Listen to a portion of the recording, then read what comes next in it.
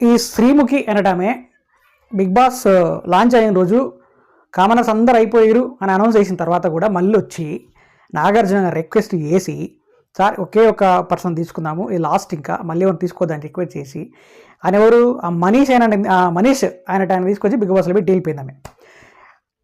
మనీష్ ఆయన తీసుకొచ్చి ఇగో ఇట్లా జనాల మైండ్లకు అంతా రుద్ది శ్రీమికి పోయి మంచి ఇంటికాడ ఉంది.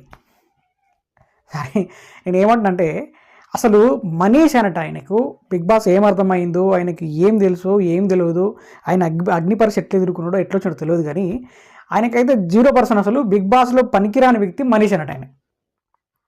ఇక మరి శ్రీముఖి ఉంది కదా ఈ మరి ఆమెకి ఏం నచ్చిందో ఎట్లా నచ్చిందో మరి ఆమె ఎందుకు సెలెక్ట్ చేసిందో ఏమో తెలియదు కానీ అనవసరంగా తీసుకొని బిగ్ బాస్లో పెట్టినట్టు అనిపిస్తుంది. అది విషయం ఏంటంటే ఆయనకున్న తలపొగరు, ఆయనకున్న మాట దురుసు, ఆయనకున్న యాటిట్యూడ్ మరీ అతి చేసే విధానం అనేది చాలా బోరింగ్గా చూసే వాళ్ళకి చాలా చిరాకు అనిపిస్తుంది. అసలు ఆయన నిన్న టాస్క్లో కూర్చుని టీవీ బంద్ చేసి కూర్చోవాలనిపించింది ఫస్ట్ నాకు అనిపించింది. కానీ ఎంతమంది టీవీ బంద్ చేసేది తెలియదు. మీరు బంద్ చేస్తే కమెంట్ చేయండి. అసలు విషయం ఏంటంటే అరే నేను స్టార్టింగ్ నుంచి అబ్జర్వ్ చేస్తున్నాం ఒక 2 days 1 day కామ్ ఉన్నాడు హౌస్లో. ఆ నెక్స్ట్ డే నుంచి ఇక మొదలుపెట్టిండు.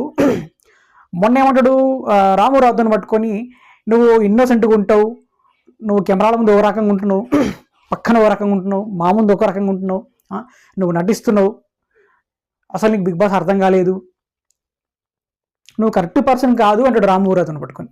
ఈయన ఏదో కరెక్ట్ పర్సన్ అయినట్టు, ఈయన నటించినట్టు, ఈయనకి అన్నీ అర్థమైనట్టు అని అసలు ఒక రకంగా చెప్పాలంటే ఈయన బిగ్ బాస్ నుండి ఈ వచ్చే వారం తీసి పడేసి అయ్యిపోతుంది.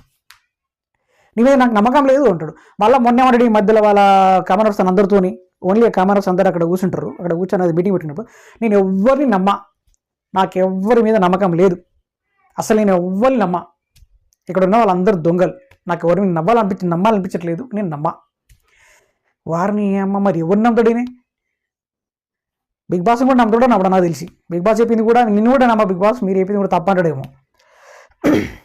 అక్కడ హౌస్లో ఉన్న వాళ్ళని ఎవరు కనీసం 14 మంది ఉంటారు, 14 మందిలో కనీసం 10 మంది రాంగ్ అనిపించాం, 4 కరెక్ట్ అనిపిస్తారు, 4 కరెక్ట్ రాంగ్ అనిపిస్తారు, 10 మంది కరెక్ట్ అనిపిస్తారు కదా. ఇది లేదు అది లేదు ఏం లేదు, అసలు ఎవరిని నమ్మరంట ఆయన.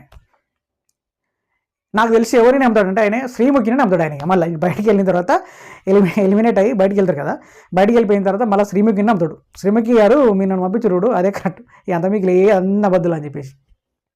నిన్న జరిగిన టాస్క్లో ఆ కెప్టెన్ టాస్క్ జరిగింది కదా, ఆ టాస్క్ ఇంకా పూర్తి కాలేదు.